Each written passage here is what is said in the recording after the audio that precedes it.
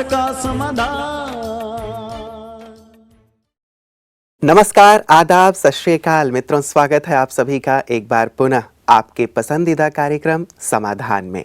एक ऐसा कार्यक्रम जहां से हम सबको समाधान प्राप्त होता है। अब समस्याएं वास्तव में रहेंगे नहीं हमारे पास, क्योंकि समाधान कार्यक्रम हमारे लिए आ गया है। और इस समाधान कार्यक्रम में हर प्रकार की समस्याओं का समाधान हम अपने दर्शकों तक पहुंचाते हैं। मित्रों, किसी महापुरुष ने कहा है कि जिंदगी ऐसी न जियो कि लोग फरियाद करें, बल्कि ज़िंदगी ऐसी जियो कि लोग फिर याद करें। वास्तव में यदि जीवन में बहुत सारी मुश्किलें हैं, समस्याएं हैं और हम उनका ही रोना रोते रहते हैं, तो एक प्रकार से ये फरियाद हो जाती है। लेकिन ज़िंदगी में यदि खुशी है, खुशहाली है, साथ ही हम औरों के लिए जी रहे हैं, तो लोग हमारे जाने के बाद भी हमें याद करते हैं। संसार में कितने ऐसे लोग होंगे जो रोज़ आते हैं और कुछ समय के बाद चले जाते हैं, लेकिन गिनती के लोग ही ऐसे हैं जिन्हें हम याद करना चाहते हैं, अपने जेहन में बसा कर रखते हैं। क्यों ना हम भी एक ऐसा ही जीवन जिएं कि हमारे जाने के बाद भी संसार हमें याद करता रहे। और इसके लिए आवश्यक है कि हम दुख भरा जीवन न जिएं, लेकिन खुशहाली भरा जीवन जिएं, मुस्कुराते हुए जीवन जिएं और साथ ही औरों को भी मुस्कान बांटते रहें, औरों की भी समस्याओं को दूर करते रहें।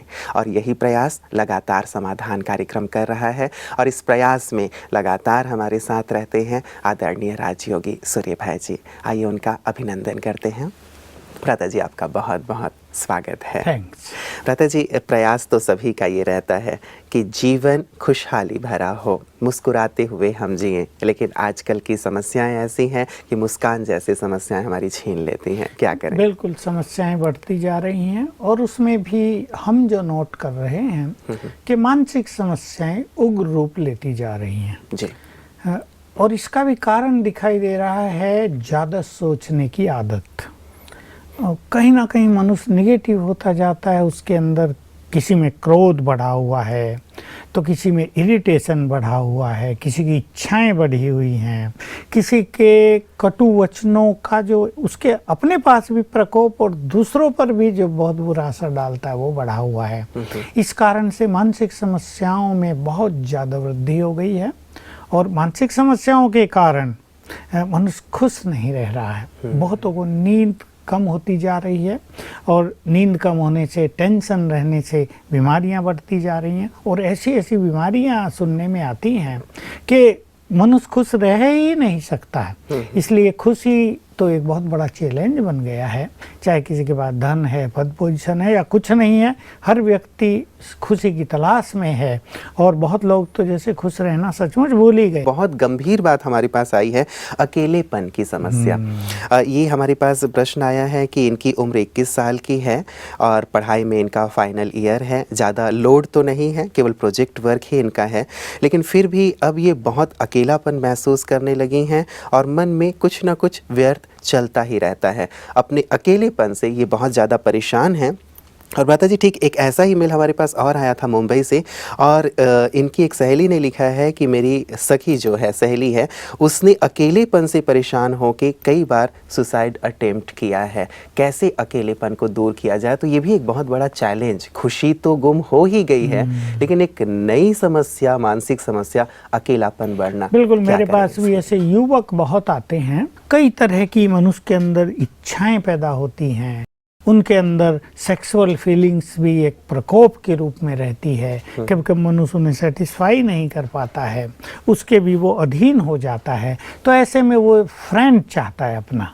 अब फ्रेंड कोई नहीं है तो वो अकेला रहता है। अब ये युवक ऐसे पढ़ने गए हैं, घर है वहाँ पर अकेला रहते हैं। मेरे पास भी एक केस आया, बिल्कुल अकेली रहती है लड़की और माँ भी चली गई है, उसको अपना काम है, बाप विदेश में रहता है, इस पर बहुत उम्मीदें हैं और ऐसी इसकी भी आयु है। तो एक मानसिक रूप से काम भी नहीं है, अब केवल इसको प्रोजेक्ट बनाना है। तो सारा दिन खाली भी रहती है। खाली रह के मनुष्य थोड़ी बहुत टीवी देखेगा, इधर उधर दोस्तों से ऐसी वैसी बातें करेगा और वो सोचता है इसमें उसका समय पास हो जाए, लेकिन इसमें समय पास नहीं होता, बल्कि आंतरिक शक्तियाँ कमज़ोर पड़ने लगती हैं और वो सूखापन सा, एक रूखापन सा और फिर ये लोनली फीलिंग, अकेलेपन की भावना बहुत आ जाती है जीवन में, और इससे कई लोग सचमुच सुसाइड करते हैं। जैसे आपने कहा, उसने कई बार अटेम्प्ट किया सुसाइड करने का। बहुत सारे सुसाइडल केस इस कारण से ही हो रहे हैं। कभी कभी इसके पीछे दूसरा रूप भी हो जाता है कि जीवन में सफलता नहीं मिली,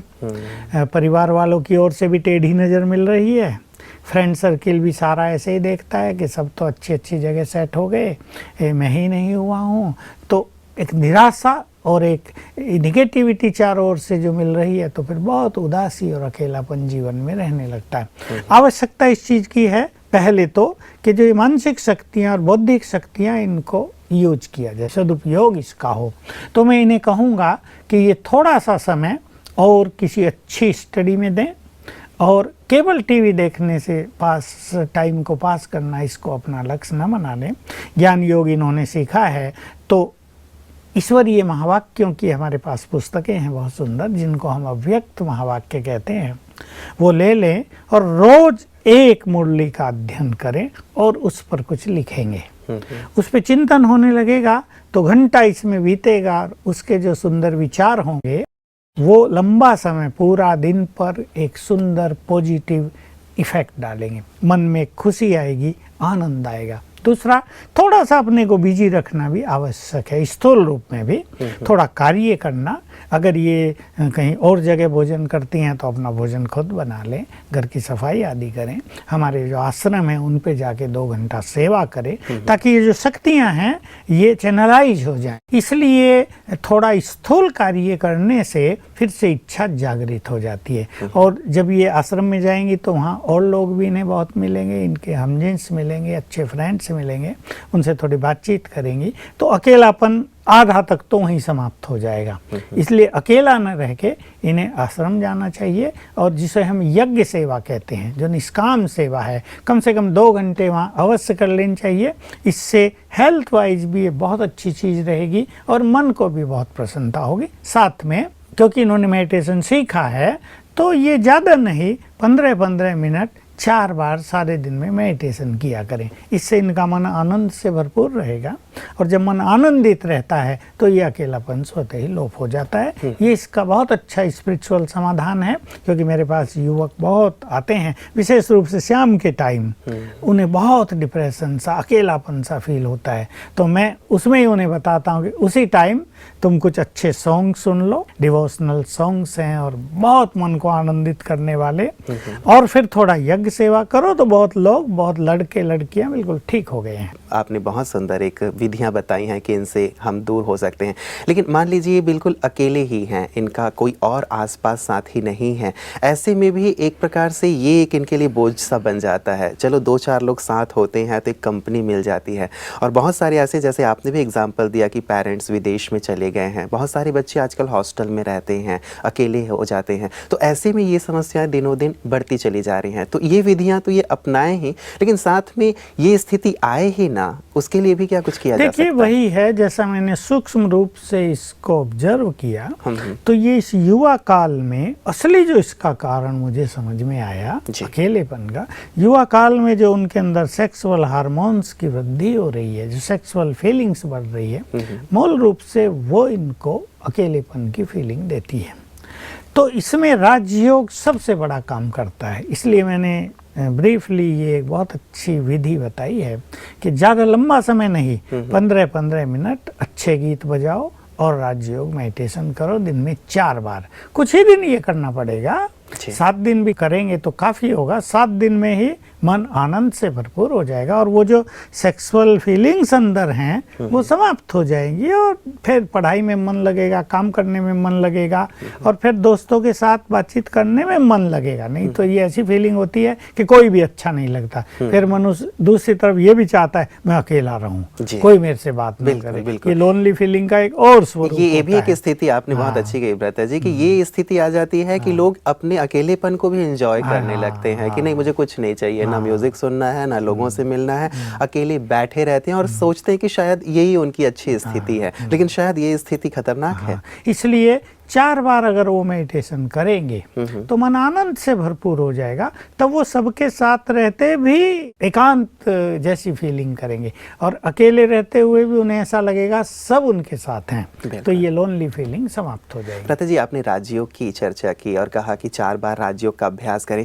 कई हमारे दर्शक पूछते हैं जो कि विद्यालय से नहीं जुड़े हुए हैं कि आप बार बार राजयोग का अभ्यास करने के लिए हमें कहते हैं, तो वास्तव में राजयोग है क्या, ये वो जानना चाहते हैं। देखिए, ये ऐसी चीज़ है, पहले इसमें राजयोग के अभ्यास में हमें आत्मा की अवेयरनेस में आना होता है। यानी मैं क्या हूँ, जिस शब्द को हम बार बार बोलते हैं, दिन में 10-20 बार बोलते हैं मैं ये देह नहीं हूँ।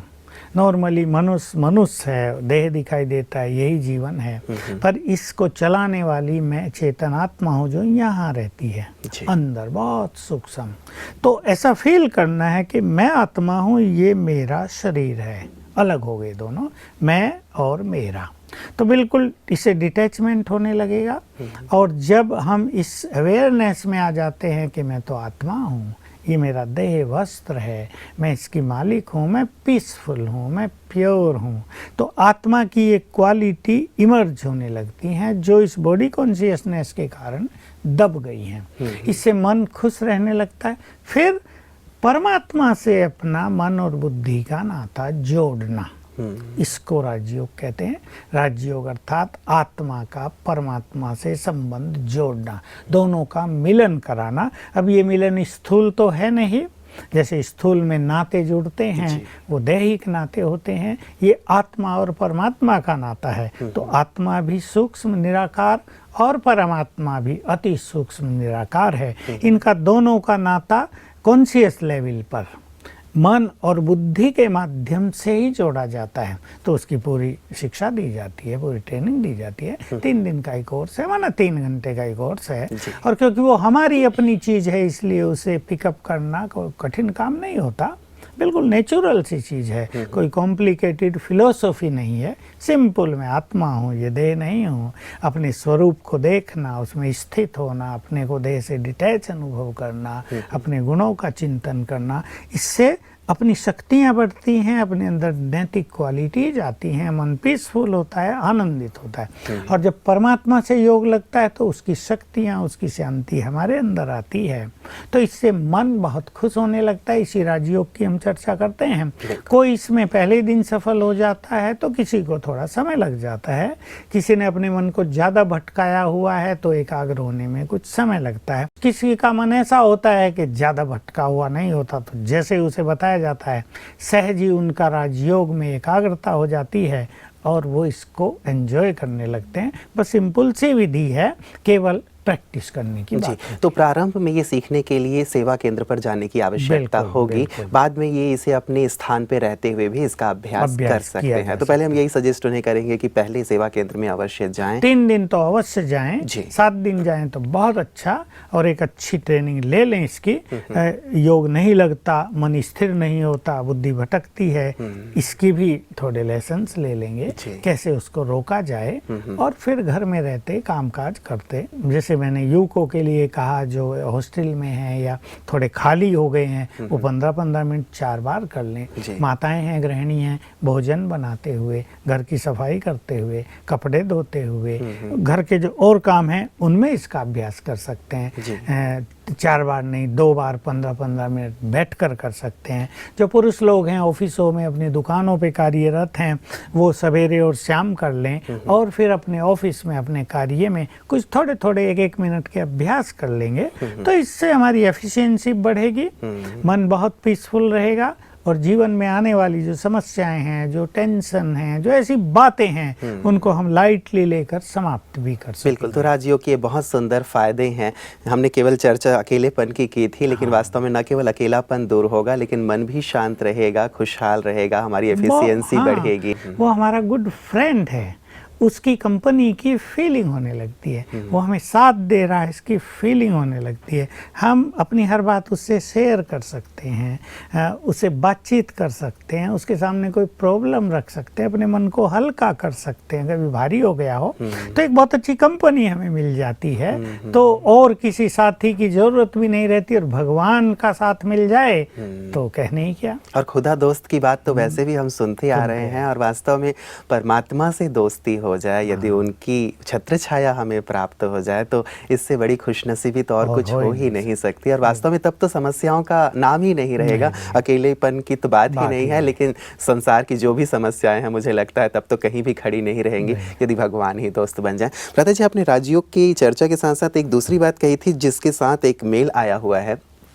आपने कहा कि कई बार योग का अभ्यास तो करते हैं लेकिन मन स्थिर नहीं हो जाता, किसी का एक ही दिन में स्थिर हो जाता है और किसी को कई समय लग जाते हैं। प्रशांति जी लिख रही हैं कि 2 वर्ष हो गए हैं मुझे ब्रह्मा कुमारी से जुड़े हुए, लेकिन अब भी योग में एकाग्रता नहीं होती है, योग का सुख और रस मुझे प्राप्त नहीं होता है, मन में कई बुरे विचार आते रहते हैं और इस कारण मुझे कई बार रोना भी आ जाता है। ऐसे में मुझे क्या करना चाहिए? चाहे पढ़ाई की बात हो, चाहे काम धंधों की, हर जगह मनुष्य को एकाग्रता तो चाहिए। चाहे कोई टीवी देख रहा हो, एकाग्रता तो चाहिए। वहाँ एकाग्रता हो जाती है, लेकिन वहाँ जल्दी हो जाती है क्योंकि उसमें लोगों को रुचि रहती है और कुछ सोचने की और बात नहीं रहती। जी। तो एकाग्रता का तो परम महत्व है ही। एग्जाम दे रहे हो, बहुत एकाग्रता होगी तो सफल होंगे। तो प्रशांति जी की जो बात है, मैं ऐसे योग अभ्यास करने वालों को जिनका मन भटकता है और जो अपने को योग में सफल महसूस नहीं करते, पहली एक चीज़ कहूँगा कि वो मन कहाँ भटक रहा है उसको ज़रा सूक्ष्मता से ऑब्जर्व करें, चेक करें अपने को। मेरा मन निगेटिव बातों में भटक रहा है या मेरा मन बहुत सारे क्वेश्चंस में भटक रहा है, ये क्यों हो रहा। कई लोग ऐसे ही सोचते रहते हैं, भगवान ने सृष्टि क्यों रची, कितना दुख हो गया, क्या भगवान को आनंद आ रहा है दुख देखते हुए, ऐसे क्यों। ये जो क्वेश्चन है, टेढ़ा क्यों क्वेश्चन मार्क, ये मनुष्य के मन को बहुत विचलित करता है। तो इन्हें देखना है कि कोई मनोविकार अंदर है जिसके कारण इनका मन भटकता है, किसी देहधारी से इनका बहुत प्यार है जिसके पीछे इनका मन बहुत भटकता है, किसी के शब्दों का इन पर बुरा प्रभाव आता है, कोई बार बार इनको बोलता है परिवार में, उसके कारण इनका मन भटक रहा है, या अपनी ही इच्छाएं और वासनाएं इनके मन को भटका रही हैं। तो ये बहुत शांति में बैठकर अपने को चेक करें, बिल्कुल अपने मन पे ध्यान दें, मैं क्या सोच रही हूँ और जो कुछ सोच रही हूँ उसका बीज कहाँ है, उसका कारण क्या है। जो मैं सोच रही हूँ क्या ये मुझे सोचना चाहिए, जो मैं सोच रही हूँ क्या इसके बिना अच्छा नहीं हो सकता है, क्या इसकी मुझे बहुत ज़रूरत है। तो अनेक अच्छे उत्तर इसके पास आएंगे। मतलब खुद की गहरी चेकिंग करने की आवश्यकता है। फिर ज्ञान इनके पास है, रोज ये ईश्वरीय महावाक्य सुनती हैं, एक एक बात को हटाती चलें, अगर निगेटिव है उसको पॉजिटिव में बदलती चलें। दूसरे के बुरे शब्दों का प्रभाव इन पर आता है तो अपने को स्वमान में स्थित करें, शिव बाबा के अच्छे शब्दों को याद करें, उनके बुरे शब्दों को लाइटली लें। इनकी तो बोलने की आदत है, जब वो बोलना नहीं छोड़ते, बुरा बोलना नहीं छोड़ते, तो मैं अपनी मन की अच्छी स्थिति को क्यों छोड़ूं। ऐसे अच्छा चिंतन करें। अगर इनको बहुत क्रोध आता है, अगर इनके अंदर कोई और वासनाएं हैं जिसके कारण इनको व्यर्थ संकल्प चलते हैं, तो ये आत्मिक दृष्टि का बहुत अच्छा अभ्यास करें। ये देह तो विनाशी है, इन देहों को क्या देखना। किसी का देह सुंदर है, किसी का कम सुंदर है, काला है, गोरा है। एक काला मनुष्य भी बहुत बुद्धिमान और बड़ी सुंदर पर्सनैलिटी वाला हो सकता है। एक बाहर से सुंदर दिखने वाला व्यक्ति बहुत भद्दा हो सकता है जिसके साथ कोई न रहना चाहे। सब आत्माएं हैं, अपना अपना पार्ट बजा रही हैं। इस तरह अपने मन को एक गुड ट्रेनिंग इन्हें स्वयं को देनी है। इससे बहुत अच्छा होगा। बाकी मैं कुछ अच्छी विधियां इनको सजेस्ट कर रहा हूँ, ज़्यादा नहीं, कुछ थोड़े से अभ्यास ये कर लें तो इनके मन में जो बहुत कुछ चल रहा है, एक तो सेल्फ ऑब्जर्वेशन इनको करना है और ज्ञान के बल से अपने विचारों को थोड़ा चेंज करना है। ये तो एक बहुत अच्छी विधि होती है। इससे हमारे विचारों की स्पीड कम हो जाती है और बहुत सारे व्यर्थ विचार जो हम पर चिंतन के कारण, प्रदर्शन के कारण, ईर्ष्या के कारण, अनुमान के कारण चलाते हैं, उससे हम बच जाते हैं। बहुत सारे मनुष्य तो अनुमान लगा लगा के ही दुखी रहते हैं। लेकिन बहुत इम्पोर्टेंट बात है, देखिए मैं 4 बातें ही कहूँगा इनको और बहुत ही सिंसियरली इनको उनका अभ्यास एक 2-3 मास कर लेना चाहिए तो बहुत अच्छा रहेगा। एक है स्वयं को देह से न्यारा फील करना। दूसरी चीज, दिन में 2-4 बार ऐसा ही अभ्यास कर लेंगे, सब आत्माएं हैं, चमकती हुई मणियां हैं, सब अपना अपना शरीर लेकर भिन्न भिन्न पार्ट बजा रहे हैं। ये संसार तो एक सुंदर खेल चल रहा है, ये तो खेल है, इसमें उतार चढ़ाव, हार जीत, सुख दुख, मान अपमान, ये सब होते ही हैं। 2 अभ्यास हुए। तीसरा अभ्यास इनको करना है स्वमान का। स्वमान की बहुत अच्छी लिस्ट इनके पास होगी और अगर ये उसको वैसे याद न कर सकें तो सवेरे शाम एक स्वमान लेके 108 बार लिखें।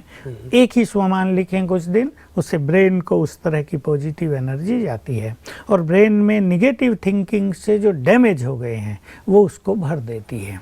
और चौथी चीज़ का ये अभ्यास करें, कुछ अच्छा चिंतन रोज लिखा करें जी। ये एक 15 मिनट उसके लिए फिक्स कर दें। कोई भी एक छोटा सा टॉपिक लिया, मुरली पढ़ी, अव्यक्त महावाक्य पढ़े, उसके आधार से इनका चिंतन शुरू होगा और एक 5-7 लाइन ही रोज लिखने की प्रैक्टिस करें। इससे इनकी एकाग्रता बहुत बढ़ेगी और इनको जीवन में योग का सुख मिलेगा। और जिस मार्ग पे इन्होंने कदम रखा है, जिसलिए इन्होंने त्याग किया है, जो इनकी बहुत अच्छी महान कामनाएं हैं कि मुझे ऐसे ऐसे डिवाइन एक्सपीरियंस हो, प्रभु मिलन का सुख मिले, वो पूर्ण हो जाएगी। बिल्कुल, मतलब प्रारंभ में थोड़ी मेहनत करने की आवश्यकता पड़ेगी और यदि इन अभ्यासों को ये कर लेती हैं तो योग और एकाग्रता सहज हो मैं जाएगी। सभी को कहूँगा, जो भी हमारे दर्शक, क्योंकि बहुत लोग, क्योंकि भ्राता जी प्रश्न तो वास्तव में किसी एक ने किया है, लेकिन लगता है कि योग के मार्ग में चलते चलते कई बार ये स्थिति आ जाती है कि एकाग्रता भंग हो रही है। इसलिए अगर 6 मास केवल जीवन में एक बार 6 मास इस तरह की मेहनत अपने से कर ली जाए, इससे एकाग्रता बढ़ेगी। और फिर ऐसा अभ्यास किया जाए कि जैसे परमात्मा के स्वरूप को हम देख ही रहे हैं, महाज्योति, आत्मा के स्वरूप को और परमात्मा के स्वरूप को देखने की प्रैक्टिस की जाए। 5 सेकंड से शुरू करें, 10 सेकंड, फिर 30 सेकंड, फिर 1 मिनट तक। जब 1 मिनट तक हमारा विजुअलाइजेशन अच्छा हो जाएगा, परफेक्ट, तो हम बहुत सफल होंगे। तो 6 मास अगर ऐसी धुन लगा दी जाए, अपने को व्यर्थ से मुक्त रखें, कामकाज सब करना ही है, कामकाज बल्कि इजी हो जाता है जब मनुष्य की एकाग्रता होती है, तो पूरा जीवन आनंद पूर्वक बीतेगा। बिल्कुल। भ्राता जी, आपने विजुअलाइजेशन की जो बात कही है, कईयों के ये प्रश्न आते हैं कि हम सोचते तो हैं लेकिन ये विजन हमें क्लियर नहीं होता, तो क्या कोई ऐसा भी तरीका है जिससे कि विजन क्लियर हो, कि जब मैं अपने आप को आत्मा देखूं तो मैं स्पष्ट रूप से अपने आप को देख सकूं, या फिर जब मैं परमात्मा को देखना चाहूं उनका विजन मेरे माइंड में बिल्कुल ही क्लियर बन सके? तो क्या विजन को भी क्लियर बनाने का कोई तरीका सहज हो सकता है? बिल्कुल। देखिए, मनुष्य ने अपनी बुद्धि में, ये विजन होते हैं बुद्धि में, अब बुद्धि में माल इतना भर लिया है, निगेटिव विजन्स इतने बना लिए हैं, तो बुद्धि को एक आदत जैसी पड़ गई है निगेटिव विजन बनाने की। अब ये है pure and ocean of purity, आत्मा बिल्कुल प्योर और भगवान तो सागर है पवित्रता का। अब उसको विजुअलाइज करने के लिए बुद्धि का बहुत पवित्र होना आवश्यक होता है। इसलिए बुद्धि को साफ करना, उसमें जो गंदगी भर ली है उसको निकाल फेंकना, यानी बस उसकी सफाई करनी, जैसे संकल्पों से कि नहीं, ये नहीं, अब ये विचार अब नहीं लाने हैं, ये हमारा कर्तव्य नहीं है, ये हमारा थिंकिंग अब नहीं हो सकता। तो पहले तो बुद्धि को करेंगे क्लीन, फिर भले स्थूल रूप से ऐसा अपना लें, कागज पे चित्र बनाएं, मैं आत्मा कैसी हूँ, चित्र बने हुए भी हैं, उनको देखें, मैं आत्मा ऐसी हूँ, और फिर यहाँ विजुअलाइज करने की प्रैक्टिस करें। लेकिन इसमें मुख्य काम प्रैक्टिस प्रैक्टिस का होता है। एक 3 दिन की प्रैक्टिस प्रारंभ करें कि मुझे सारे दिन में 50 बार विजुअलाइज कर लेना है थोड़ी देर के लिए। 5 सेकंड से शुरू करेंगे तो क्लियर होने लगेगा। और फिर ऐसे ही परमात्मा के स्वरूप को विजुअलाइज करने का चित्र बनाएं या चित्रों को देखें। बिल्कुल बिंदु है जिसे चारों रंग बिरंगी किरणें फैल रही हैं। फिर वो कभी परम धाम में है तो कभी मेरे सिर के ऊपर है तो कभी आंखों के सामने है, कभी ब्रह्मा के तन में है सूक्ष्म लोक में। इस तरह से भिन्न भिन्न तरह से विजन बनाने की प्रैक्टिस करेंगे, लगे रहेंगे इसके पीछे तो और विजन हटती जाएंगी और ये जो स्पिरिचुअल विजन है ये पक्की होती जाएंगी। और जब ये विजन बहुत अच्छी होती है फिर और किसी विजन को बनाना तो खेल हो जाता है। बिल्कुल। चलिए, बहुत बहुत शुक्रिया भ्राता जी। बहुत सुंदर स्पष्टीकरण हमें राजयोग के विषय में मिला है और सचमुच इसे करने से विज़न भी क्लियर होंगे और योग का भी अच्छा आनंद लेना हमारे सभी भाई बहनें प्रारंभ करेंगे, ऐसी उम्मीद है। आपका बहुत बहुत धन्यवाद। कहते भी हैं करत करत अभ्यास के जड़मति होत सुजान। तो वास्तव में अभ्यास करते करते राजयोग भी आपके लिए सहज और सरल हो जाएगा। कई बार जब हम किसी चीज़ की शुरुआत करते हैं तो शुरुआत पे तो वो चीज़ कठिन प्रतीत होती है, लेकिन जैसे जैसे हम आगे बढ़ते चले जाते हैं वो चीज़ हमारे लिए खेल और सहज होती चली जाती है। ठीक वैसे ही जैसे जब हमने साइकिल चलाना शुरू किया था तो हम कई बार गिरे थे, लेकिन एक बार जब हमें अभ्यास हो गया तो बहुत ही सहज हो गया हमारे लिए। ठीक राजयोग भी वैसा ही है। और शुरुआत जैसे पहले प्रश्न से हमने किया था, अकेलापन दूर करने के लिए भी राजयोग सचमुच बहुत ज़्यादा मददगार है, क्योंकि जब परमात्मा ही साथी बन जाते हैं, परमात्मा ही हमारे सहयोगी बन जाते हैं, वही माता पिता के रूप में हमारे संरक्षक बन जाते हैं, तो फिर अकेलेपन का तो प्रश्न ही नहीं रह जाता। इसलिए राजयोग के मार्ग पर आएं और अपने जीवन को खुशहाली से भरपूर करें। नमस्कार।